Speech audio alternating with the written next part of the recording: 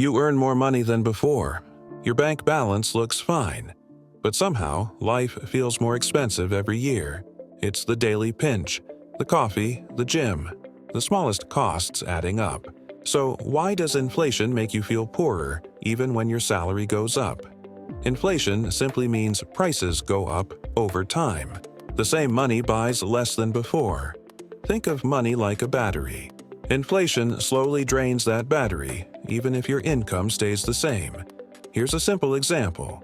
Last year, your monthly grocery bill was $300. This year, it's $360 for the same items. That $60 increase is inflation. Now you might say, but my salary went up by 5%. But food went up 20%. Rent went up 15%. Your income grows slowly, but your essential expenses grow faster. This gap is not just numbers, it's delayed dreams and forced compromises. This gap is what makes people feel poorer. Inflation is sneaky. It quietly changes your habits. You buy the store brand instead of the preferred one. You delay buying a new car. Your lifestyle slowly shrinks. The worst part is that inflation hits essentials first: food, housing, electricity. These are not optional expenses.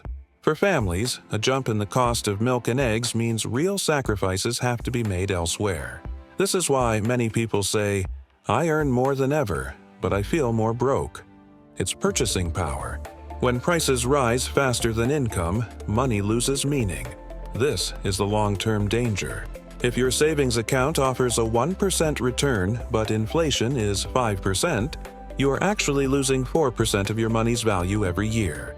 Over decades, this silent loss compounds, devastating retirement funds. A simple way to think about inflation is that it's like a silent tax. No bill, no warning, just higher prices everywhere. Understanding inflation doesn't mean panicking. It means staying aware. If you like simple explanations like this, subscribe for more topics explained clearly without confusion.